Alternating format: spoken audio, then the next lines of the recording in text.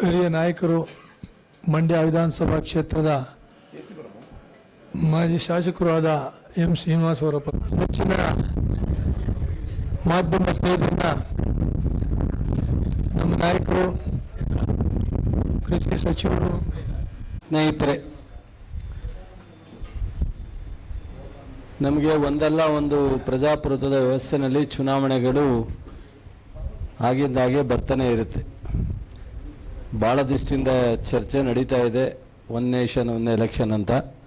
ಅದಾದರೆ ಇಡೀ ರಾಜ್ಯಕ್ಕೆ, ರಾಷ್ಟ್ರಕ್ಕೆ, ಅಭಿವೃದ್ಧಿಗೆ ಮತ್ತು ಎಲ್ಲ ದೃಷ್ಟಿಯಿಂದ ಒಳ್ಳೆಯದು. ಇದು ಮನಮೋಹನ್ ಸಿಂಗ್ ಅವ್ರ ಕಾಲದಿಂದನೂ ಚರ್ಚೆಯಲ್ಲೇ ಇದೆ. ಯಾವಾಗ ಆ ಕಾಲ ಕೂಡ ಬರುತ್ತೆ ಒಂದು. ಈಗ ಡೆಮೋಕ್ರಸಿನಲ್ಲಿ ನಾವೆಲ್ಲರೂ ಕಾನ್ಸ್ಟಿಟ್ಯೂಷನ್ ಅಡಿನಲ್ಲಿ ಸಂವಿಧಾನಾತ್ಮಕವಾಗಿ ಇರುವಂಥದ್ದನ್ನು ಮಾಡಬೇಕಾಗತ್ತೆ. 3ನೇ ತಾರೀಕು ಈ ರಾಜ್ಯದಲ್ಲಿ 6 ಶಿಕ್ಷಕ ಮತ್ತು ಪದವೀಧರ ಕ್ಷೇತ್ರಕ್ಕೆ ಚುನಾವಣೆ ನಡೀತಾ ಇದೆ. ಅದರಲ್ಲಿ ದಕ್ಷಿಣ ಶಿಕ್ಷಕ ಕ್ಷೇತ್ರದ ಚುನಾವಣೆ ಮೈಸೂರು, ಚಾಮರಾಜನಗರ, ಹಾಸನ, ಮಂಡ್ಯದಿಂದ ನಮ್ಮ ಪಕ್ಷದ ಅಭ್ಯರ್ಥಿಯನ್ನು ಮರ್ತಿಬೇಗೌಡರನ್ನ ಕಣಕ್ಕಿಳಿಸಿದ್ದೀವಿ. ನಿಮಗೆ ಗೊತ್ತಿದೆ, ಈಗ ಪ್ರಜಾಪ್ರಭುತ್ವದಲ್ಲಿ ಕಳೆದ 30-40 ವರ್ಷದ ನಂತರ ಜನತಾ ದಳ ಪ್ರಪ್ರಥಮವಾಗಿ ಚುನಾವಣೆ ಮುಂಚಿತವಾಗಿ ಅಲಯನ್ಸು ಇತಿಹಾಸದಲ್ಲಿ ಇದು ಪ್ರಪ್ರಥಮ ಪಾರ್ಲಿಮೆಂಟಿಂದ ಪ್ರಾರಂಭ ಆಗಿದೆ. ಮೊದಲನೇದು ಬೆಂಗಳೂರಿನ ಶಿಕ್ಷಣ ಕ್ಷೇತ್ರದ ಶಿಕ್ಷಕರ ಕ್ಷೇತ್ರದ ಚುನಾವಣೆಯಲ್ಲಿ ಅಲಯನ್ಸ್ ಆಗಿ ಜನತಾದಳ ಮತ್ತು BJPಯವರು ಲಾಯರ್ ರಂಗನಾಥ್ ಅವ್ರನ್ನ ಕ್ಯಾಂಡಿಡೇಟ್ ಇಳಿಸಿದರು. ಕಾಂಗ್ರೆಸ್ ಪಕ್ಷ ಪುಟ್ಟಣ್ಣನ ಕಣಕ್ಕಿಳಿಸಿದ್ದು. ಬಹುಶಃ ಅವರು ಅತಿಯಾದಂಥ ಆತ್ಮವಿಶ್ವಾಸ, ಬೆಂಗಳೂರು ನಗರ ಭಾಳ ದೊಡ್ಡ ಒಂದು ರಾಜ್ಯಕ್ಕೆ ಕೇಂದ್ರ ಸ್ಥಾನ, ನಮ್ಮೆಲ್ಲರಿಗೂ BJP ಪರ ಇದೆ ಅನ್ನೋದು ಅವರಿಗೆಲ್ಲ ಭ್ರಮೆ ಇತ್ತು. ನಾವಿದೇ ಮುಂದಿನ ಮಿತ್ರಕ್ಕೆ, ಅಲಯನ್ಸ್ಗೆ ದಿಕ್ಸೂಚಿ ಅಂತಲೂ ಸಹ ವಿಶೇಷವಾಗಿ ಜನತಾದಳದವರು ಭಾಳಷ್ಟು ಅಭಿಮಾನದ ನುಡಿಯನ್ನು ನುಡಿದಿದ್ರು. ಈ ರಾಜ್ಯದ, ಅದು ಬೆಂಗಳೂರು ಗ್ರಾಮಾಂತರ, ರಾಮನಗರ ಜಿಲ್ಲೆಯ ಜನ ಅವರ ಅಲಯನ್ಸ್ಗೆ ಪ್ರಪ್ರಥಮವಾಗಿ ಸೋಲನ್ನು ಕೊಟ್ಟಿದ್ದು. ಅದಾದ ನಂತರ ಪಾರ್ಲಿಮೆಂಟ್ ಎಲೆಕ್ಷನ್ ಬಂತು. ಪಾರ್ಲಿಮೆಂಟ್ ಎಲೆಕ್ಷನಲ್ಲಿ ಪ್ರಾರಂಭಿಕವಾಗಿ ಸೀಟ್ ಹಂಚಿಕೆ ವಿಚಾರದಲ್ಲೂ ಸಹ ಗೊಂದಲ ಆಗಿ ಮಾನ್ಯ ಜನತಾದಳದ ಮುಖ್ಯಸ್ಥರು ಕುಮಾರಸ್ವಾಮಿಯವರು ಅನೇಕ ಬಾರಿ ಮಾಧ್ಯಮದ ಮುಂದೆಲೂ ಅಸಮಾಧಾನವನ್ನು ತೋಡ್ಕೊಂಡಿದ್ರು. ನಾನು ತಪ್ಪು ಮಾಡಿದ್ನೇನೋ, ನಮಗೆ ಗೌರವ ಸಿಗ್ತಾ ಇಲ್ಲ ಅನ್ನೋ ರೀತಿಯಲ್ಲಿ ಅವರು 2-3 ಬಾರಿ ಅದನ್ನು ಮಾಧ್ಯಮಕ್ಕೆ ಅವರ ಭಾವನೆಯನ್ನು ತೋಡ್ಕೊಂಡಿದ್ದು ನಿಮಗೆ ನಮ್ಮೆಲ್ಲರಿಗೂ ಗೊತ್ತಿದೆ. ಬಹುಶಃ ಅದಾದ ಮೇಲೆ ಸ್ವಲ್ಪ ಮಟ್ಟಿಗೆ ಅವರು ಪ್ಯಾಚಪ್ ಮಾಡ್ಕೊಂಡಿದ್ದಾರೆ BJPಯವರು. ಪೂರ್ಣ ದೂರನೂ ತೊಳೆದಂಗೆ, ಪೂರ್ಣ ಅವ್ರನ್ನ ಅಪ್ಕೊಳ್ದಂಗೆ ಸ್ವಲ್ಪ ಬ್ಯಾಲೆನ್ಸ್ ಆಗಿ BJPಯವರು ಜನತಾದಳವ್ರನ್ನ ಸ್ವಲ್ಪ ವಿಶ್ವಾಸಕ್ಕೆ ಪಡೆಯೋದ್ರಲ್ಲಿ ಯಶಸ್ವಿಯಾಗಿದ್ದಾರೆ. ಸೊ ಅದಾದಮೇಲೆ ಕೇಳೋಕ್ಕಾಗದೇ ಇರೋ ಪರಿಸ್ಥಿತಿ ಜನತಾದಳದವ್ರಿಗೆ ಅನಿವಾರ್ಯ ಸೃಷ್ಟಿಯಾಯಿತು. ಅದ್ರ ಬಗ್ಗೆ ನಾನು ಮಾತಾಡ್ಲಿಕ್ಕೆ ಹೋಗಲ್ಲ. ಹಾಗಾಗಿ ಈಗ ಅವರು ದೂರ ಇಟ್ಟು ಕೇಳೋಂಗಿಲ್ಲ, ಇವ್ರು ದೂರ ಇದ್ದರೂ ಹತ್ರ ಇದ್ದಂಗೆ ತೋರಿಸ್ಕೋಬೇಕು. ಇದೊಂದು ರೀತಿ ಸಂಬಂಧ. ಅವ್ರಿಗೆ ಮೊದಲನೇ ಘೋಷಣೆ ಮಾಡಿದಾಗ 6ರಲ್ಲಿ 1 ಮಾತ್ರ ಶಿವಮೊಗ್ಗ ಒಂದು ಶಿಕ್ಷಕರ ಕ್ಷೇತ್ರನ ಗ್ರ್ಯಾಜುಯೇಟು ಬೋಜೇಗೌಡ ಪದವೀಧರ ಕ್ಷೇತ್ರ ಕೊಟ್ಟರು. ಅದಾದ ಮೇಲೆ ಎಲ್ಲರ ಒತ್ತಡದ ಮೇರೆಗೆ ಮೈಸೂರು ಶಿಕ್ಷಕರ ದಕ್ಷಿಣ ಶಿಕ್ಷಕ ಕ್ಷೇತ್ರದವನ್ನು ಸಹ ಜನತಾದಳಕ್ಕೆ ಬಿಟ್ಟುಕೊಟ್ಟಿದ್ದಾರೆ BJPಯವರು. ಈಗ ನಿಮಗೆ 2 ಕ್ಯಾಂಡಿಡೇಟು ಉಳಿದಂತೆ ಇಂಡಿಪೆಂಡೆಂಟ್ ಕ್ಯಾಂಡಿಡೇಟ್ ಇದ್ದಾರೆ.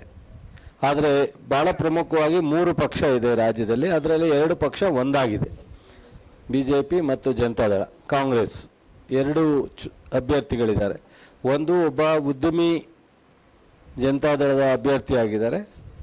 ನಮ್ಮ ಅಭ್ಯರ್ಥಿ 4 ಬಾರಿ ಗೆದ್ದು 5ನೇ ಚುನಾವಣೆಗೆ ಮತದಾರರ ಮುಂದೆ ಹೋಗಿರ್ತಕ್ಕಂಥವ್ರು ಮತ್ತು ಈ ಕ್ಷೇತ್ರದಲ್ಲಿ ಭಾಳ ಸುದೀರ್ಘ ಅನುಭವ ಇರ್ತಕ್ಕಂಥವ್ರು ಮತ್ತು ಈ ಕ್ಷೇತ್ರದ ಮತದಾರರು ಮತ್ತು ಕ್ಷೇತ್ರದ ಎಲ್ಲ ಬೇಡಿಕೆಗಳನ್ನ, ಸಮಸ್ಯೆಗಳನ್ನ ಭಾಳ ಯಶಸ್ವಿಯಾಗಿ ಸರ್ಕಾರದ ಮುಂದೆ, ಇಲಾಖೆ ಮುಂದೆ, ಅಧಿಕಾರಿಗಳ ಮುಂದೆ ಮಂಡಿಸ್ತಕ್ಕಂಥ, ನ್ಯಾಯ ಕೊಡಿಸ್ತಕ್ಕಂಥ ಭಾಳಷ್ಟು ಸಮರ್ಥರಿದ್ದಾರೆ ಮತ್ತು ಅವರಿಗೆ ಅನುಭವ ಮತ್ತು ಪ್ರಾಮಾಣಿಕತೆ ಎಲ್ಲವೂ ಇರೋದ್ರಿಂದ ನಾವು ಏನು ಅಭ್ಯರ್ಥಿಯನ್ನು ಆಯ್ಕೆ ಮಾಡಿದ್ದೀವಿ, ನಮ್ಮ ಪಕ್ಷ ಸಿದ್ದರಾಮಯ್ಯನವರು, DK ಶಿವಕುಮಾರ್ ಅವರು, ಖರ್ಗೆ ಅವರ ನಾಯಕತ್ವದಲ್ಲಿ, ರಾಹುಲ್ ಗಾಂಧಿಯವರ ನಾಯಕತ್ವದಲ್ಲಿ ನಮಗೆ ಈ ಚುನಾವಣೆ ಗೆಲುವು ಬಹುತೇಕ ಯಾವುದೇ ಆತಂಕ ಇಲ್ಲದಲೇ ಭಾಳ ಜನರ ಅಭಿಪ್ರಾಯ, ಮತದಾರರ ಅಭಿಪ್ರಾಯ ಇದೆ. ಆದರೂ ಸಹ ಮತದಾನವನ್ನು ನಡೆಯೋದಕ್ಕಿಂತ ಮುಂಚಿತವಾಗಿ ಮತವನ್ನು ಕೇಳ್ತಕ್ಕಂಥದ್ದು ನಮ್ಮೆಲ್ಲರ ಕರ್ತವ್ಯ, ಅಭ್ಯರ್ಥಿಗಳ ಕರ್ತವ್ಯ. ಅದರಿಂದ ಈಗಾಗಲೇ ನಮ್ಮ 4 ಜಿಲ್ಲೆಯಲ್ಲಿ, ಹಾಸನ ಜಿಲ್ಲೆಯಲ್ಲಿ ರಾಜಣ್ಣವರ ಮತ್ತು ಪಕ್ಷದ ನಾಯಕತ್ವದಲ್ಲಿ ಭಾಳ ಗಂಭೀರವಾಗಿ ಚುನಾವಣೆ ಪ್ರಚಾರ ನಡೀತಾ ಇದೆ. ಮೈಸೂರಿನಲ್ಲಿ ಸಂಪೂರ್ಣವಾಗಿ ಮಹದೇವಪ್ಪನವರು, ವೆಂಕಟೇಶಣ್ಣವರು ಇಬ್ಬರು, ಚಾಮರಾಜನಗರ, ಮೈಸೂರಿನ ಮತ್ತು ಎಲ್ಲ ಶಾಸಕರು ಮತ್ತು ಪಕ್ಷದ ಎಲ್ಲ ಮುಖಂಡರು, ಪದಾಧಿಕಾರಿಗಳು ಭಾಳ ಯಶಸ್ವಿಯಾಗಿ ಮೈಸೂರು, ಚಾಮರಾಜನಗರ ಜಿಲ್ಲೆಯಲ್ಲಿ ಚುನಾವಣೆ ನಡೀತಾ ಇದೆ. ಮಂಡ್ಯದಲ್ಲೂ ಸಹ ಪಕ್ಷ ಮತ್ತು ಮಂತ್ರಿಗಳು, ಶಾಸಕರು ಮತ್ತು ಪಕ್ಷದ ಮುಖಂಡರೆಲ್ಲರೂ ಭಾಳ ಗಂಭೀರವಾಗಿ ಚುನಾವಣೆಯ ಜವಾಬ್ದಾರಿಯನ್ನು ಹೊತ್ತು ಜವಾಬ್ದಾರಿ ನಡೀತಾ ಇದೆ. 3ನೇ ತಾರೀಕು ಬಹುಶಃ ನಾವು ಎಲ್ಲ ಚುನಾವಣೆನ ಈ ರಾಜ್ಯದ, ಅದರಲ್ಲೂ ಮೈಸೂರು ಭಾಗದ ಸಾರ್ವಜನಿಕರು ಸಹ ನಮಗೆ ಸಂಪೂರ್ಣ ಬೆಂಬಲವನ್ನು ಕೊಟ್ಕೊಂಬಂದಿದ್ದಾರೆ.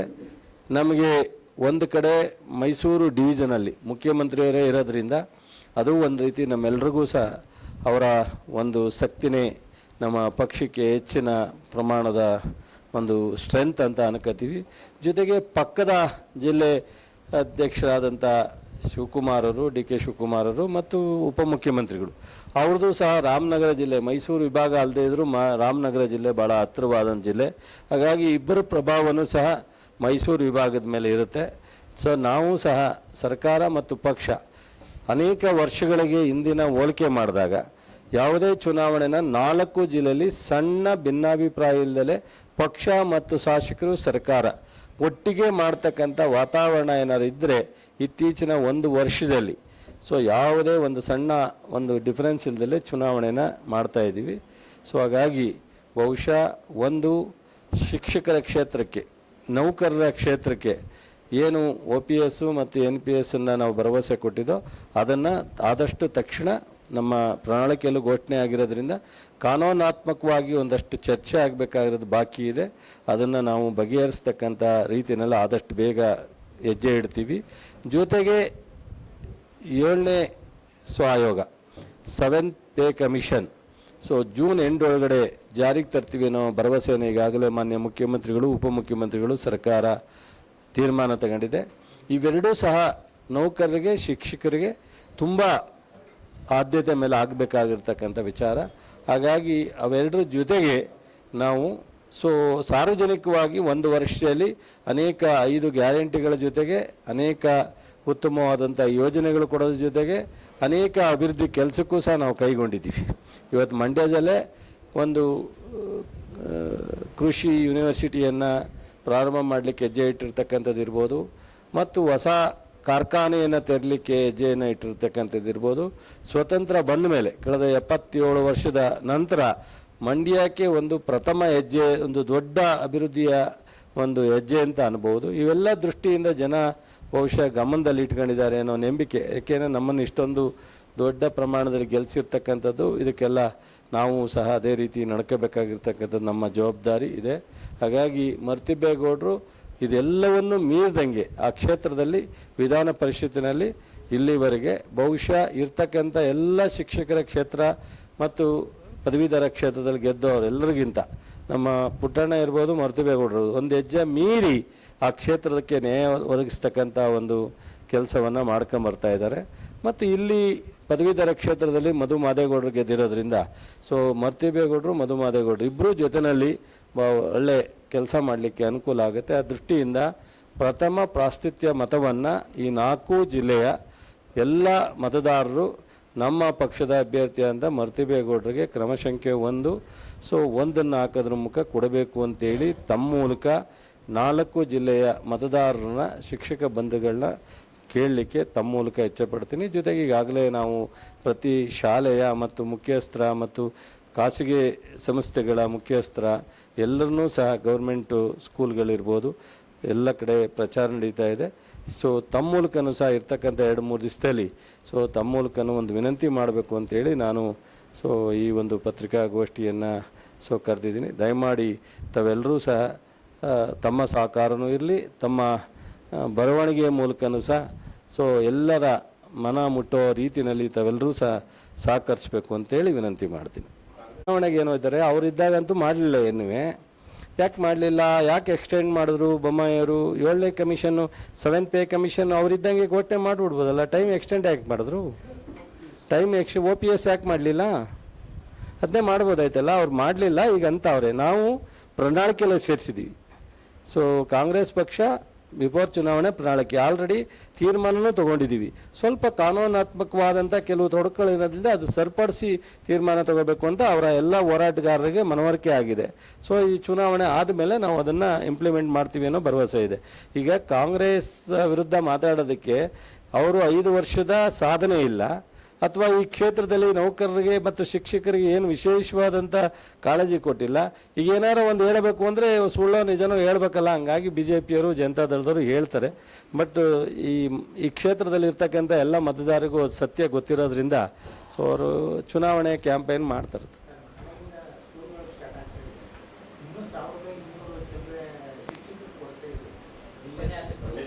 ಈಗ ಶಿಕ್ಷಕರ ನೇಮಕಾತಿಗೆ ಒಂದಷ್ಟು ಪ್ರಾರಂಭ ಆಗಿತ್ತು, ಚುನಾವಣೆ ಬಂತು, ಕೋಡ್ ಆಫ್ ಕಂಡಕ್ಟ್. ಈ ಸಲ ದೇಶದಲ್ಲಿ 90 ದಿವಸ ಪ್ರಪ್ರಥಮ, ಬಹುಶಃ ಸ್ವತಂತ್ರ ಬಂದ ಮೇಲೆ ಇಷ್ಟೊಂದು ದೊಡ್ಡ ಗ್ಯಾಪ್ ಅನಿವಾರ್ಯ.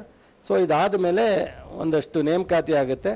ಅದಾದ ಮೇಲೆ ನಾವು ಹಂತವಾಗಿ ಈಗ ಟೋಟಲಿ ಯಾವುದೋ 1-2 ಜಿಲ್ಲೆ ಅಥವಾ 1-2 ಇದು ಇಲಾಖೆ ಬಿಟ್ಟರೆ ಬಹುತೇಕ 40% 60% ಖಾಲಿ ಇದ್ದು.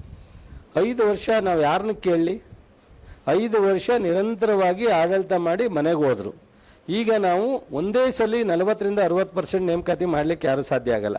ಈಗ ನನ್ನ ಇಲಾಖೆನಲ್ಲೇ ನಾವು 700 ಜನನ ನೇಮಕಾತಿ ಕೊಟ್ಟಿದ್ದಾರೆ. ನಾನು ನಾಳೆ KPSCಗೆ ಬರೆದಿದ್ದೀನಿ. ಮಿನಿಮಮ್ ಒಂದು 2-3 ತಿಂಗಳು ಟೈಮ್ ತೊಗೊಳುತ್ತೆ. ಸೊ ಹಾಗಾಗಿ ಎಲ್ಲ ಇಲಾಖೆನಲ್ಲೂ ಮೊದಲನೇ ವರ್ಷನೇ ಮಾನ್ಯ ಮುಖ್ಯಮಂತ್ರಿಗಳು, ಹಣಕಾಸಿನ ಸಚಿವರು ಅವರೇ ಇರೋದ್ರಿಂದ ಹಂತವಾಗಿ ಪ್ರತಿ ವರ್ಷ ಇಷ್ಟನ್ನು ಮಾಡಬೇಕು ಅಂತ ತೀರ್ಮಾನವನ್ನು ತಗೊಂಡಿದ್ದೀವಿ. ಅದರಂತೆ ಪ್ರಾರಂಭ ಆಗುತ್ತೆ. ಈ ವರ್ಷ 2ನೇ ವರ್ಷ ಬಹುತೇಕ ಮೊದಲನೇ ಹಂತದ ನೇಮಕಾತಿ ಎಲ್ಲ ಇಲಾಖೆನಲ್ಲೂ ಆಗುತ್ತೆ. ಸರ್, ನಾನು ಅದು ವರದಾನ ಅಂತ ಹೇಳಲ್ಲ. ಒಬ್ಬ ಕ್ಷೇತ್ರದಲ್ಲಿ ಗ್ರ್ಯಾಜುಯೇಟು ಮತ್ತು ಶಿಕ್ಷಕ ಕ್ಷೇತ್ರದಲ್ಲಿ ಪ್ರಿನ್ಸಿಪಾಲ್ರಾಗಿ ಸಂಸ್ಥೆ ಜವಾಬ್ದಾರಿಯಿಂದ ಕೆಲಸ ಮಾಡಿದಂಥವ್ರಿಗೆ ಬಹುಶಃ ಅವ್ರಿಗೆ ತಪ್ಪಿರ್ತಕ್ಕಂಥದ್ದು ಅಲ್ಲಿಯ ಒಂದಷ್ಟು ಜನ ನಿರುತ್ಸಾಹ ಇದೆ, ಅಸಮಾಧಾನ ಇದೆ. ಅದು ಯಾರಿಗೆ ಅನುಕೂಲ ಆಗುತ್ತೆ ಅನ್ನೋದ್ರ ಬಗ್ಗೆ ನಾನು ಚರ್ಚೆ ಮಾಡಲಿಕ್ಕೆ ಹೋಗಲ್ಲ. ಬಟ್ ಅವರು ಒಬ್ಬರು ಪ್ರಭಾವಿ ಹಣ ಇರೋರು, ಉದ್ಯಮಿ ಇರೋರಿಗೆ ಕೊಡಬೇಕು ಅಂತೇಳಿ ಕೊಟ್ಟಿದ್ದಾರೋ ಅಥವಾ ಇಲ್ಲ ಯಾರ ಪ್ರಭಾವದಿಂದ ಕೊಟ್ಟಿದ್ದಾರೋ ಗೊತ್ತಿಲ್ಲ. ಮತ್ತು ಈ ಕ್ಷೇತ್ರ ವಸ್ತು ವಿವೇಕಿಗೆ, ಈ ಕ್ಷೇತ್ರನೇ ಪರಿಚಯ ಇಲ್ಲದೆ ಇರ್ತಕ್ಕಂಥವ್ರು. ಹಾಗಾಗಿ ಬಹುಶಃ ಮತದಾರರು ತೀರ್ಮಾನ ಮಾಡ್ತಾರೆ ಬಿಡಿ, ನೋಡೋಣ.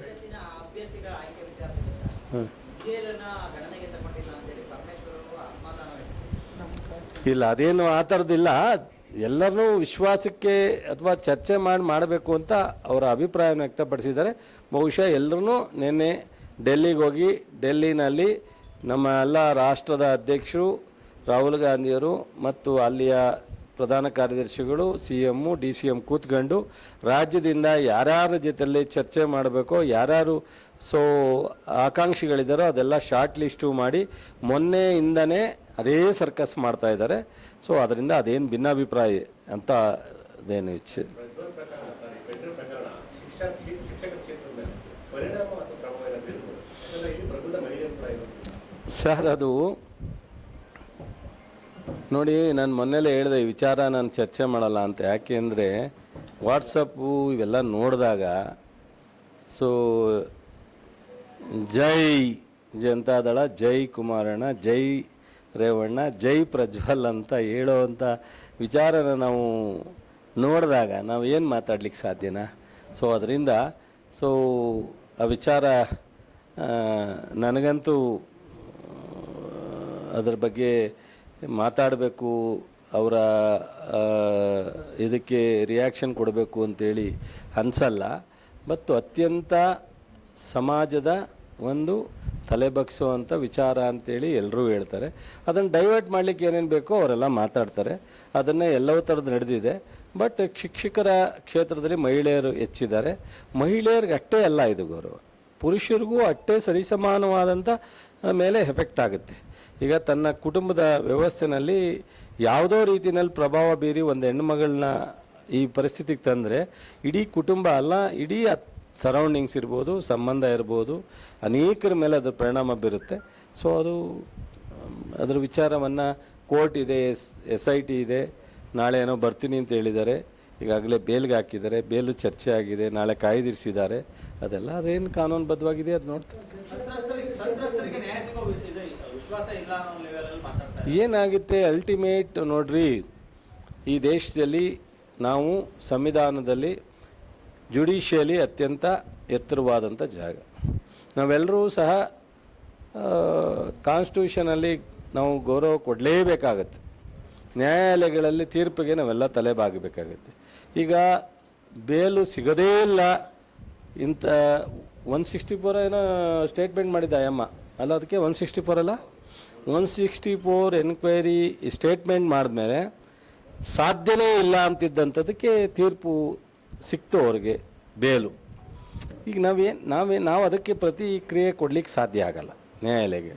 ಸೊ ಈಗ ಸರ್ಕಾರ ಮತ್ತು ಪೊಲೀಸ್ ಇಲಾಖೆ, ತನಿಖಾ ಸಂಸ್ಥೆ ಸೊ ವ್ಯವಸ್ಥಿತವಾಗಿ ಅವ್ರ ಮುಂದೆ ಇಡ್ಬೋದು. ಜನರ ತೀರ್ಮಾನ ಬೇರೆ, ಜನರಿಗೆ ತೀರ್ಮಾನ ತಗೊಂಡಿದ್ದಾರೆ. ಯಾರಿಗೆ ಏನು ಈಗ ಹೇಳಿದ್ರಲ್ಲ ಪ್ರಭಾವ ಬೀರುತ್ತೆ ಇಲ್ಲ ಅಂತ, ಅದು ಮುಂದಿನ ದಿನದಲ್ಲಿ ಗೊತ್ತಾಗುತ್ತೆ. ಇದೊಂದೇ ಚುನಾವಣೆ ಮೇಲಲ್ಲ, ಅನೇಕ ಮುಂದಿನ ದಿನಗಳಲ್ಲಿ ಈ ಒಂದು ವಿಚಾರದಲ್ಲಿ ಏನೆಲ್ಲ ಜನ ಅದನ್ನು ತೀರ್ಮಾನ ತಗೋತಾರೆ ಅದು ಒಂದು ಕಡೆ. ಬಟ್ ನಮ್ಮ ಸರ್ಕಾರದ ಜವಾಬ್ದಾರಿ ತನಿಖೆ ನಿಷ್ಪಕ್ಷಪಾತವಾಗಿ ಭಾಳ ಗಂಭೀರವಾಗಿ ಎಫೆಕ್ಟಿವ್ ಆಗಿ ಆಗುತ್ತೆ. ನಮ್ಮ ಹೋಮ್ ಮಿನಿಸ್ಟ್ರು ಹೇಳಿದ್ದಾರೆ, ಯಾರು ಅದರ ಮೇಲಿದ್ದಾರೆ ಯಾರೂ ಶಿಕ್ಷೆಯಿಂದ ಹೊರಗಡೆ ಇರಲಿಕ್ಕೆ ಸಾಧ್ಯ ಇಲ್ಲ. ಯಾರಿಗೆ ಸೊ ಕೋರ್ಟ್ ಮುಂದೆ ಸಂಸ್ಥೆ ಏನು SIT ಇದೆ ಅದು ಸೊ ಪ್ರೆಸೆಂಟ್ ಮಾಡುತ್ತೆ, ತೀರ್ಮಾನ ಅಂತಿಮವಾಗಿ ಕೋರ್ಟಿಗೆ ಬಿಟ್ಟಿತ್ತು. ಅವ್ರು ಹೇಳಲೇಬೇಕಲ್ಲ, ಅವ್ರಿಗೆ ಏನಾದ್ರೂ ಯಾರ ಮೇಲಾರು ಅನುಮಾನವನ್ನು ಇಲ್ಲದೇ ಇರೋವಂಥದ್ದು ಈ ರಾಜ್ಯದಲ್ಲಿ ಈ ರಾಷ್ಟ್ರದಲ್ಲಿ ಯಾರ್ಯಾರಿದಾರ ಈಗ ಇರ್ತಕ್ಕಂಥ ಪ್ರಧಾನಮಂತ್ರಿಗಳನ್ನೇ ಯಾಳಿಸಿ ಬೈದಿರೋದು ನಿಮಗೂ ಗೊತ್ತಿದೆ, ನನಗೂ ಗೊತ್ತಿದೆ. ಏನೆಲ್ಲ ಕೆಟ್ಟದ್ದು ಮಾತಾಡಿದಾರೋ RSS ಸಂಸ್ಥೆ ಬಗ್ಗೆನೂ ಮಾತಾಡಿದ್ದಾರೆ, BJP ಬಗ್ಗೆನೂ ಮಾತಾಡಿದ್ದಾರೆ, ಕಾಂಗ್ರೆಸ್ ಬಗ್ಗೆನೂ ಮಾತಾಡಿದ್ದಾರೆ. ಮತ್ತು ಅವರು ಯಾರನ್ನ ಅನುಮಾನಾಸ್ಪದವಾಗಿ ನೋಡಿಲ್ಲ ಅಂತ ಹೇಳಿದ್ರೆ ಅವಾಗ ಚರ್ಚೆ ಮಾಡೋಣ, ಬಿಟ್ಬಿಡಿ. ಅದೇ ನಾನು ಹೇಳಿದ್ನಲ್ಲ ಬ್ರದರ್, ಶಿವಕುಮಾರ್ ಇವರು ಇದು HD ಕುಮಾರಸ್ವಾಮಿ ಅವರು ಅನುಮಾನ ಪಡೆದೇ ಇರೋ ಯಾರ ವ್ಯಕ್ತಿ ಇದ್ದಾರೆ ಅಂತ ನನಗಂತೂ ಗೊತ್ತಿಲ್ಲ. ನಿಮ್ಗೆ ಯಾರು ಗೊತ್ತಿದ್ರೆ ಅವಾಗ ಅವ್ರನ್ನ ಸಜೆಷನ್ ಕೇಳ್ಕೊಂಡೆ ಈ ಒಂದು ತನಿಖೆ ವ್ಯವಸ್ಥೆನ ಮುಂದುವರ್ಸೋಣ. ಅಂದರೆ ಇಲ್ಲ, ನಾವು ಅದನ್ನು ಸಂಪೂರ್ಣವಾಗಿ ತೀರ್ಮಾನ ಮಾಡಿದ್ದೀವಿ. ಸರ್ಕಾರ ಪಕ್ಷ ಎಲ್ಲ ಈ ವಿಚಾರದಲ್ಲಿ ರಿಯಾಕ್ಷನ್ ಕೊಡೋದು ಸೂಕ್ತ ಅಲ್ಲ. ಯಾಕೆ ಅಂದರೆ ಇದೇನು ಚರ್ಚೆ ಮಾಡೋಂಥ ವಿಚಾರನ ಕಾನೂನುಬದ್ಧವಾಗಿ ಕ್ರಮ ಆಗಬೇಕು. ತಪ್ಪಿನ ಅವನು ಇಷ್ಟೊತ್ತಿಗೆ ಕರೆಸಿ SIT ಮುಂದೆ ತನಿಖೆಗೆ ಒಳಪಡಿಸ್ಬೇಕಾಗಿತ್ತು, ಅದನ್ನು ಅವ್ರು ಮಾಡಬೇಕು. ಒಂದು ರಾಜಕೀಯ ಉದ್ದಕ್ಕೂ ಬೆಳೆದಿರ್ತಕ್ಕಂಥ ಒಂದು ಕುಟುಂಬ, ಅವ್ರ ಮನೆಯಲ್ಲೇ ಇಂಥ ದುರಂತ ನಡೆದಿದೆ ಅಂದರೆ ಅದನ್ನು ಮಾಡಬೇಕು. ನಾವು ಅದ್ರ ಬಗ್ಗೆ ಯಾಕೆ ಚರ್ಚೆ ಮಾಡಬೇಕು? ಮಹಿಳೆಯರ ವಿಚಾರನ ಪದೇ ಪದೇ ಚರ್ಚೆ ಮಾಡಿ ಗಾಯ ಆಗಿರೋರು ಇನ್ನೊಂದಷ್ಟು ಗಾಯ ಮಾಡೋದಾ? ಅದನ್ನು ನಾವು ಡಿಪೆಂಡ್ ಮಾಡ್ಕೊಳ್ಳೋದು, ಅದನ್ನು ನಾವು ಖಂಡಿಸೋದು ಇದೇ ವಿಚಾರನ. ಇದನ್ನು ಬೇಡ ಅಂತ ನಾವು ಅಷ್ಟೇ. ರಾಗಿ ಖರೀದಿ ಮಾಡಿಲ್ಲ ಅಂತಲ್ಲ, ರಾಗಿ ಖರೀದಿ ಇದೆ. ಅದೇನಾಗಿದೆ, 25%ಗಿಂತನೂ ಜಾಸ್ತಿ ಕಳಪೆ ರಾಗಿ ಬಂದಿದೆ ಅಂತೇಳಿ 2 ದಿವಸ ತಗೊಂಡಿರಲಿಲ್ಲ. ನಿನ್ನೆ ಅಧಿಕಾರಿಗಳಿಗೆ ಎಲ್ಲ ಹೇಳಿ ಮಾಡಿ ಅಂತ ಒಂದು ಕದವಳಿನಲ್ಲಿ ಮಾಡ್ತಾ ಇದ್ದಾರೆ. ನಾಗಮಂಗಲದಲ್ಲಿ ಒಂದು ಸ್ವಲ್ಪ ಕಳಪೆ ಇದು ಬಂದಿತ್ತು ಅಂತ ಹೇಳಿದ್ದಾರೆ. ನಾನು ಅವ್ರು ಇಲ್ಲ ಅಂತಾರೆ, ಅಧಿಕಾರಿಗಳು ಒಂದು ಸ್ವಲ್ಪ ಕಳಪೆ ಇದೆ ಅಂತಾರೆ. ನಾನು ಅದಕ್ಕೆ ಇವತ್ತು DC ಅವ್ರಿಗೆ ಹೇಳಿ ಅಸಿಸ್ಟೆಂಟ್ ಕಮಿಷನರ್ ಕಳಿಸಿದ್ದೀನಿ. ಅಲ್ಲಿ ಅಸಿಸ್ಟೆಂಟ್ ಕಮಿಷನರ್ ಕಳಿಸಿದ್ದೀನಿ.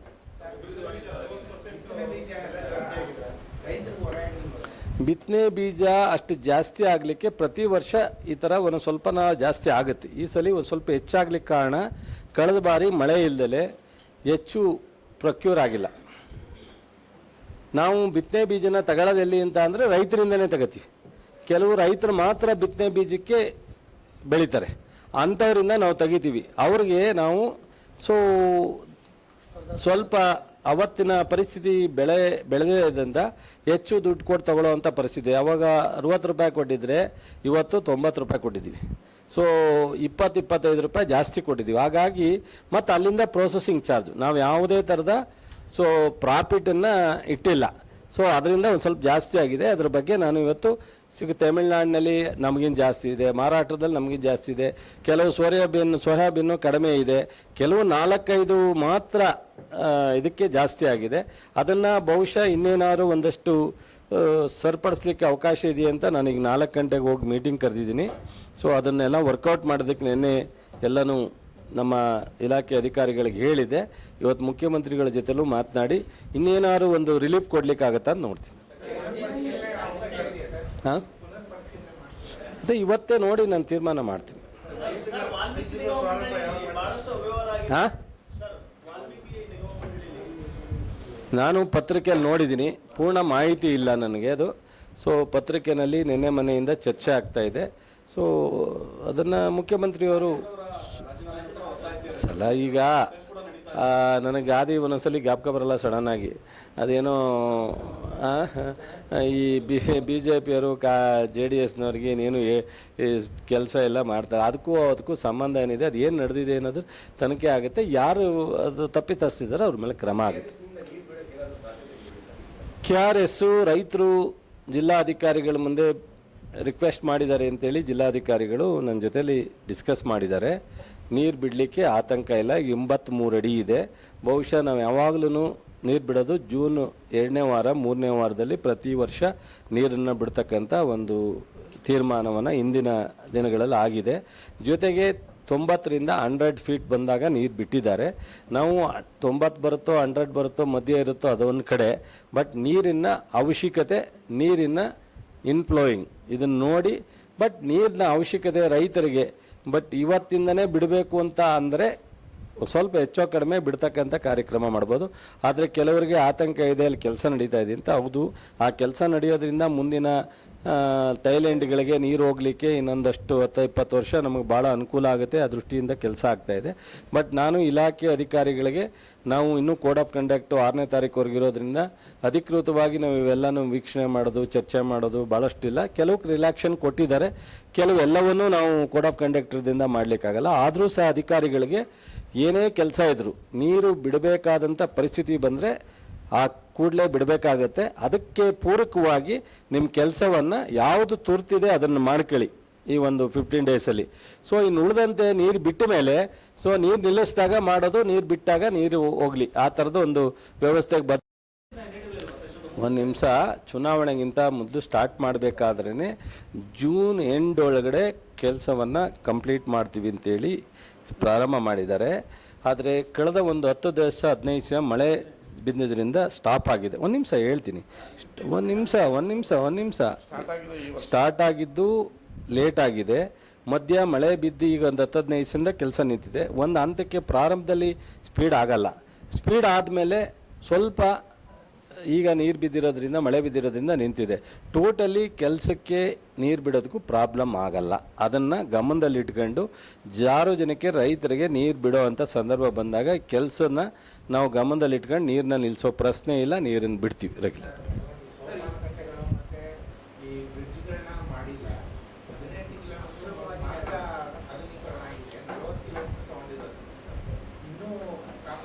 ನೋಡಪ್ಪ, ನಿಮಗೆ ಎದುರುಗಡೆ 50% ಆಗಿದೆ ಅಂತ ಅಂದ್ರೂ ಅದು 60 to 70% ಆಗಿರುತ್ತೆ. ಅಂದರೆ ಪ್ರಿಲಿಮಿನರಿ ವರ್ಕ್ ಎಲ್ಲ ಆಗಿರುತ್ತೆ. ಸೊ ಇನ್ನು ಉಳಿದಿರ್ತಕ್ಕಂಥ 20 ಕಿಲೋಮೀಟ್ರು ಭಾಳ ಫಾಸ್ಟಾಗಿ ಆಗೋವಂಥ ಸಿಚುವೇಶನ್ ಇರುತ್ತೆ. ನಾನು ಹೇಳಿದ್ನಲ್ಲ, ಈ ಯಾವುದು ನೀರು ಬಿಟ್ಟು ನೀರು ನಿಲ್ಲಿಸಿ ಮಾಡಲಿಕ್ಕೆ ತೊಂದರೆ ಆಗುತ್ತೆ ಅನ್ನೋದಿದ್ದರೆ ಈಗ ನಾವು ನೀರು ಬಿಡೋದ್ರೊಳಗಡೆ ಪ್ರಥಮ ಆದ್ಯತೆ ಮಾಡಬೇಕು ಅಂತ ಹೇಳಿದ್ದೀನಿ. ಇನ್ನು ಉಳಿದಿರ್ತಕ್ಕಂಥದ್ದು ನೀರು ಬಿಟ್ಟಾಗ ಸೋಮನಕಟ್ಟೆ ಎಲ್ಲ ಆಮೇಲೂ ಮಾಡ್ಬೋದು. ಆ ಥರದನ್ನು ಮಾಡಿ ಸಂಬಂಧಪಟ್ಟಂಥ MD, ಚೀಫ್ ಇಂಜಿನಿಯರು, SC ಮತ್ತು ಇಂಜಿನಿಯರ್ಗಳಿಗೆ ಸೀರಿಯಸ್ ಆಗಿ ಇದನ್ನು ವ್ಯವಸ್ಥಿತವಾಗಿ ನೀರಿಗೆ ತೊಂದರೆ ಆಗದಂಗೆ ಕೆಲಸನೂ ಆಗಬೇಕು, ನೀರು ಬಿಡಬೇಕಾಗುತ್ತೆ. ಅದನ್ನು ಆಯಿತು ತನಿಖೆ ಬಂದು ಅವರೇ ತನಿಖೆ ಮಾಡಿ ರಿಪೋರ್ಟ್ ಕೊಡಲಿ. ಅವರ ಈಗ ಯಾವುದಕ್ಕೆ ಬೇಕು ತನಿಖೆ ಮಾಡಿಸೋದಕ್ಕೆ ಬರೀಲಿ, ಅದನ್ನೇ ಮಾಡೋಣ. ಪಾಪ ನಮ್ಮ ಮಾಜಿ ಸಚಿವರು, ಜಿಲ್ಲಾ ಉಸ್ತುವಾರಿ ಸಚಿವರು ಭಾಳ ತಜ್ಞರಿದ್ದಾರೆ. ಯಾಕೆಂದರೆ ಅವ್ರು ಹೇಳಿದ್ರು ಕಳೆದ ಚುನಾವಣೆಯಲ್ಲೇ ನಾವು PhD ಮಾಡಿದ್ದೀವಿ ಅಂತ. ಹಂಗೇ ಈ ಕಾಮಗಾರಿನಲ್ಲೂ ಮೈನರ್ ಇರಿಗೇಷನ್ ಸಚಿವರಾಗಿದ್ರಲ್ಲ, ತುಂಬ ಭಾಳ ಬುದ್ಧಿವಂತರಿದ್ದಾರೆ. ಸೊ ಅವ್ರಿಗೆ ಬಹುಶಃ ಅವ್ರಿಗೆ ಅವರೇ ತನಿಖೆ ಮಾಡಿಕೊಡ್ತಾರ ವರದಿನ, ಅಥವಾ ಅವ್ರು ಯಾರ ಈತ ಸಂಸ್ಥೆಯನ್ನು ತನಿಖೆ ಮಾಡಿ ಅಂತ ಲೆಟ್ರ್ ಬರೆದ್ರೆ ಅದರಿಂದನೇ ಮಾಡಿಸೋಣ. ಅವ್ರು ಹೇಳಿದ್ದನ್ನು ನಾನು ಖಂಡಿತ ಕೇಳ್ತೀನಿ. ಯಾಕೆಂದರೆ ನನಗಿಂತ ಅವರು ಸಮರ್ಥರಿದ್ದಾರೆ, ಬುದ್ಧಿವಂತರಿದ್ದಾರೆ, PhDನೂ ಮಾಡಿದ್ದಾರೆ. ನಾನು ಅಷ್ಟು PhD ಮಾಡಿಲ್ಲ, ನಾನು ಅವರಷ್ಟು ಸಮರ್ಥನೂ ಅಲ್ಲ. ಅವರ ಬಗ್ಗೆ ನಾನು ಹಂಗೆಲ್ಲ ಲಘುವಾಗಿ ಮಾತಾಡಲ್ಲ. ಸೊ ಅವ್ರ ಬಗ್ಗೆ ನನಗೆ ಭಾಳ ಅಪಾರವಾದ ಗೌರವ ಇದೆ. ಅವರೇನಾದ್ರು ನನಗೆ ಪತ್ರ ಬರೆಯೋದಕ್ಕೆ ಅವ್ರಿಗೆ ಮುಜುಗರ ಆದರೆ ಮೊನ್ನೆ ನೀರಾವರಿ ಸಚಿವರಿಗೆ ಬರೀಲಿ, ಮುಖ್ಯಮಂತ್ರಿಗೆ ಬರಲಿ, ಅದರ ಆಧಾರದ ಮೇಲೆ ಏನು ಬರೀತಾರೆ ಅದನ್ನು ನಾವು ತನಿಖೆ ಮಾಡ್ಸಕ್ಕೆ ತಯಾರಿದ್ದೀವಿ. ಕಳೆದ 8 ತಿಂಗಳಿಂದ ಚುನಾವಣೆಗಿಂತ ಮೊದಲು ಒಂದು ನಿಮಿಷ ಕಳೆದ ಚುನಾವಣೆಗಿಂತ ಮುಂಚಿತವಾಗಿ ಕೊಟ್ಟಿದ್ದೀವಿ. ನಾನು ಇವತ್ತೇ ನೀವು ಹೇಳಿದ್ದೀರ, ನನ್ನ ಗಮನಕ್ಕೆ ಸಂಬಂಧಪಟ್ಟಂಥ ಮನ್ಮೂಲ್ನವರಾಗಲಿ ಅಥವಾ ಗ್ರಾಹಕರಾಗಲಿ ತಂದಿರಲಿಲ್ಲ. ನಾನು ಚುನಾವಣೆ ಇತ್ತು, ಅದಕ್ಕೋಸ್ಕರ ಅವರು ಹೇಳಿರ್ಲಿವೇನೋ. ಇವತ್ತೇ ನೋಡ್ತೀನಿ. ಸೊ ಖಂಡಿತ ಅದರ ಬಗ್ಗೆ ಕೂಡಲೇ ಮುಖ್ಯಮಂತ್ರಿಗಳ ಜೊತೆ ಮಾತನಾಡಿ ತಕ್ಷಣ ಬಿಡುಗಡೆ ಮಾಡಿಸ್ತೀನಿ. ಹಾಗಿದ್ರೆ ತಕ್ಷಣ ಇವತ್ತೇ ಅದರ ಕಡೆ ಗಮನ ಹರಿಸ್ತೀವಿ.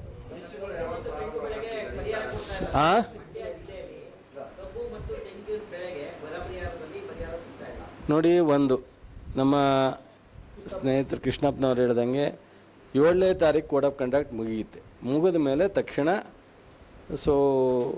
ಇಂಡಸ್ಟ್ರಿಯಲ್ ಇದು ನಮ್ಮ ಸಕ್ಕರೆ ಸಚಿವರು, ಶಾಸಕರು, ನಾವೆಲ್ಲರೂ ಸಹ ಮೀಟಿಂಗ್ ಮಾಡ್ತೀವಿ, ಅದನ್ನು ಪ್ರೋಸೆಸ್ ಮಾಡ್ತೀವಿ.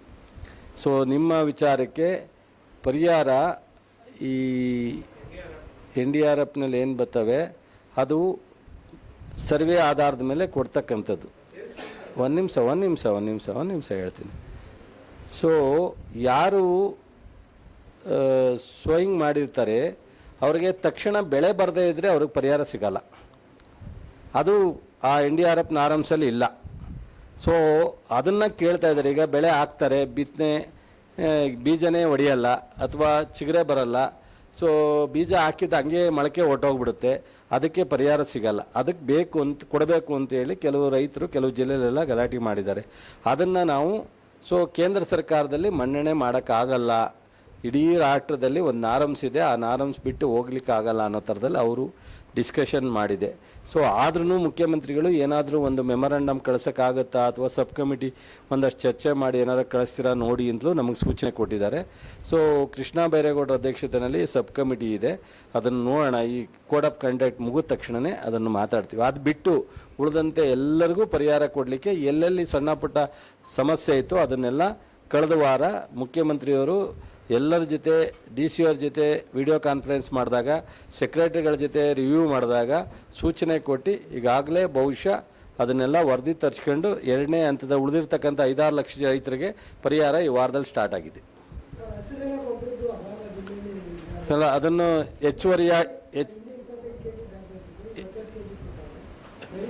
ಹೆಚ್ಚುವರಿಯಾಗಿ ಕೊಡ್ತಕ್ಕಂಥ ಕೆಲಸ ಮಾಡ್ತಾಯಿದ್ದೀವಿ. ಅಲ್ಲೇ ಸ್ಟ್ರೀಟ್ ಮಾಡಿದ್ವಿ, ಇಲಾಖೆ ಅಧಿಕಾರಿಗಳಿಗೆ ಹೇಳಿದ್ದೀನಿ ಹೆಚ್ಚುವರಿಯಾಗಿ ಕೊಡಬೇಕು ಅಂತ.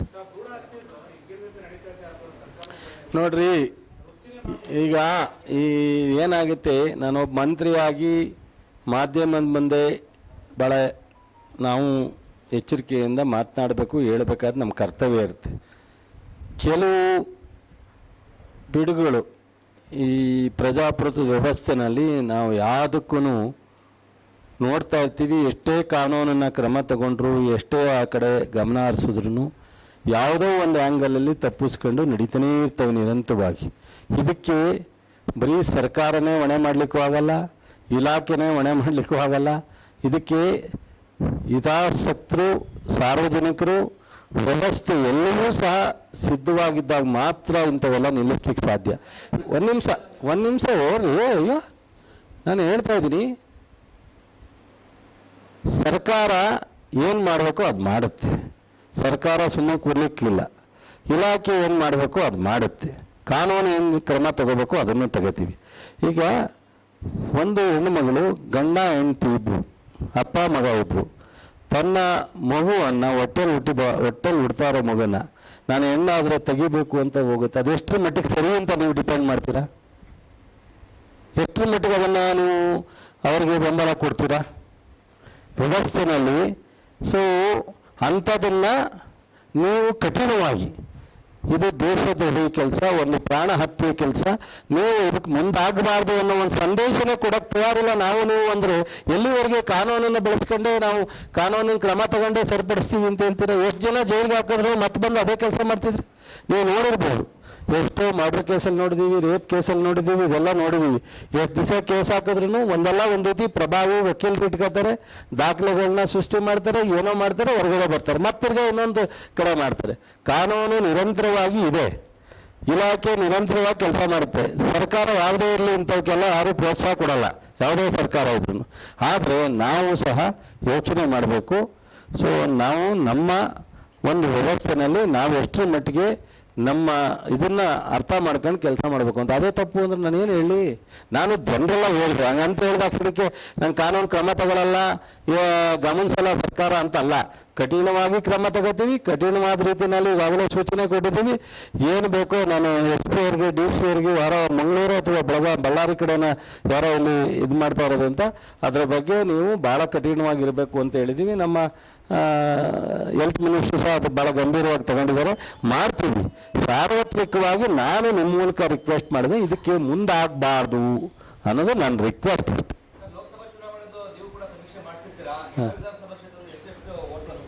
ಸರ್, ನಾವು 15 ಸೀಟು, ಒಂದೆರಡು ಜಾಸ್ತಿ ಆಗ್ಬೋದು, ಒಂದು ಕಡಿಮೆ ಆಗ್ಬೋದು. ಈ ರಾಜ್ಯದಲ್ಲಿ 15 ಸೀಟನ್ನು ಕಾಂಗ್ರೆಸ್ ಪಕ್ಷ ಗೆಲ್ತೀವಿ. ಒಂದು ಕಡಿಮೆ ಆಗ್ಬೋದು, 3 ಕಡಿಮೆ ಆಗಲ್ಲ, ಆದರೆ 2 ಜಾಸ್ತಿ ಆಗ್ಬೋದು. ಅಂದು ಮಂಡ್ಯ ನಾನು ಆಗಲೇ ಹೇಳಿದ್ದೀನಿ, ಪಾಪ ಮಂಡ್ಯ ಜನತಾದಳದ ನಾಯಕರು 3 ಲಕ್ಷ ಅಂತ ಹೇಳಿದ್ರಲ್ಲಪ್ಪ, ಇಲ್ಲೇ ಪ್ರೆಸ್ ಮೀಟ್ ಮಾಡಿ.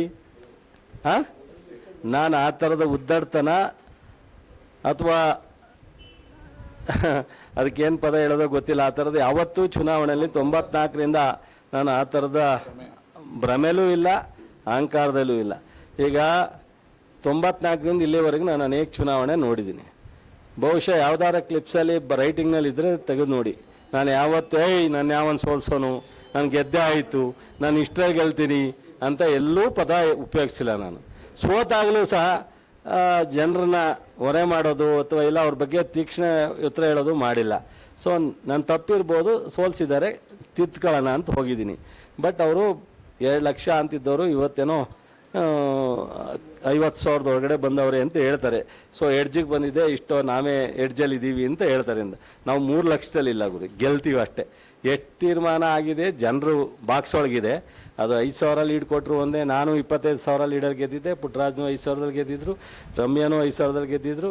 ಸೊ ಹಿಂದೆ ಯಾವ್ಯಾವುದೋ ಕಾರಣಕ್ಕೆ 1 ಲಕ್ಷ ದಾಟಿರೋದು ಇದ್ದಾವೆ. ಬಟ್ ಆದರೆ ನಾವು ಗೆಲ್ತೀವಿ. ಆದರೆ ಲೀಡ್ ಎಷ್ಟು ಅನ್ನೋ ದುರಾಂಕಾರದ ಮಾತನ್ನು ನಾನು ಹೇಳಲಿಕ್ಕೆ ಇಚ್ಛೆ ಪಡಲ್ಲ. ಮತ್ತು ಈಗ 1 ಡಬಲ್ ಬೆಡ್ಸ್ ನಡೀತಾ ಇತ್ತಂತೆ, ಈಗ ಈಕ್ವಲ್ ಬೆಡ್ಸ್ ಬಂದಿದೆಯಂತೆ. ಈಕ್ವಲ್ ಬೆಡ್ಸ್ಗೂ ನಮ್ಮ ಹುಡುಗರು ಯಾರೋ ನಾವೊಂದು ಸ್ವಲ್ಪ ತಯಾರಿದ್ದೀವಿ ಬಂದಿಲ್ಲ ಅಂತ. ನಾವು ಯಾರಿಗೂ ಬೆಡ್ಸ್ ಕಟ್ಟೋ ಸಂಸ್ಕೃತಿನೂ ಇಲ್ಲ. ಬೆಡ್ಸ್ ಕಟ್ಟಕ್ಕೆ ನಾನು ಯಾವತ್ತೂ ರೆಕಮೆಂಡೂ ಮಾಡಲ್ಲ. ನಾನು ಅನೇಕ ಜನರು ನಾನು ಕೇಳಿದಾಗ ನನಗೂ ಇದಕ್ಕೂ ಸಂಬಂಧ ಇಲ್ಲ. ಬೆಡ್ಸ್ ವಿಚಾರದಲ್ಲಿ ನಾವು ಬೆಡ್ಸ್ ವಿಚಾರದಲ್ಲಿ ಸ್ಪಷ್ಟವಾಗಿ ವಿರೋಧ ಮತ್ತು ಜೂಜು ವಿರುದ್ಧ. ಆದರೆ ಗೆಲ್ತೀವಿ ಅನ್ನೋ ನಂಬಿಕೆ, ಭರವಸೆ ನಮಗಿದೆ ಅಂತ ಹೇಳಿದ್ದೀನಿ. ಅದು ಅವರವರ ಇದು. ನನಗೆ ನಾವು ಸರ್ಕಾರದ ಮಂತ್ರಿಯಾಗೂ ಖಂಡಿಸ್ತೀನಿ, ವೈಯಕ್ತಿಕವಾಗೂ ಖಂಡಿಸ್ತೀನಿ. ಅದನ್ನೇ ಹೇಳ್ದಪ್ಪ, ಬೆಡ್ಡಿಂಗು ನಾವು ವಿರೋಧಿಸ್ತೀವಿ ಅಂತ. ಅವರು ಅದನ್ನೇ ಹೇಳಿದ್ರು, ಬೆಡ್ಡಿಂಗ್ನ ನಾವು ವಿರೋಧಿಸ್ತೀವಿ ಅಂತ. ನಾನು ಅದನ್ನೇ ಹೇಳಿದ್ರು, ಬೆಡ್ಡಿಂಗ್ನ ನಾವು ಯಾವತ್ತೂ ಬೆಡ್ ಪರವಾಗಿಲ್ಲ, ಬೆಡ್ಡಿಂಗ್ ಪರವಾಗಿಲ್ಲ. ನಮ್ಮ ಹುಡುಗರು ಫೋನ್ ಮಾಡಿದ್ರು, ಆಪೋಸಿಟ್ನವರು ರೆಡಿ ಇದ್ದಾರೆ ಅಂತ. ತಿರ್ಗಾ ನಮ್ಮ ಹುಡುಗರು ಕರೆದಾಗ ಬರಲಿಲ್ಲ ಅಂತಿದ್ರು. ಆದ್ರೆ ನಾನು ಅವ್ರಿಗೆ ಹೇಳಿದೆ, ಬೆಡ್ಡಿಂಗ್ ಸಂಸ್ಕೃತಿ ನಮ್ದಲ್ಲ, ಅದು ನಿಮ್ಮ ಅವರ ವಿಚಾರ, ಬಟ್ ಸೂಕ್ತ ಅಲ್ಲ, ಇದು ಒಳ್ಳೇದಲ್ಲ ಅಂತ ಹೇಳಿದ್ದೀನಿ.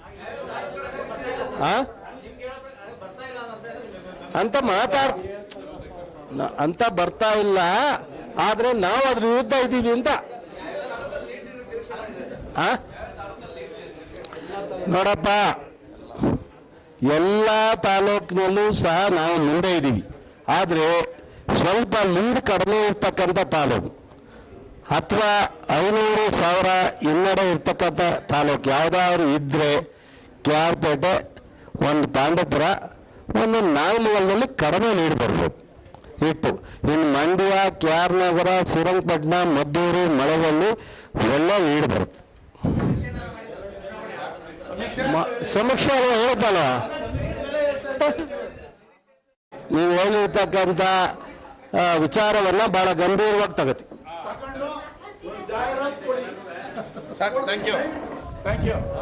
ಹಾಗಿದ್ರೆ ಸಬ್ಸ್ಕ್ರೈಬ್ ಬಟನ್ ಮೇಲೆ ಕ್ಲಿಕ್ ಮಾಡಿ ಹಾಗೂ ನಮ್ಮ ಹೊಸ ವಿಡಿಯೋಸ್ ಅಪ್ಲೋಡ್ಗೋಸ್ಕರ ಪಕ್ಕದಲ್ಲಿ ಕಾಣುವ ಬೆಲ್ ಬಟನ್ ನಮ್ಮೆಲ್ಲ ವಿಡಿಯೋಗಳನ್ನ ಲೈಕ್ ಮಾಡಿ, ಶೇರ್ ಮಾಡಿ ಹಾಗೂ ಕಮೆಂಟ್ ಮಾಡಿ.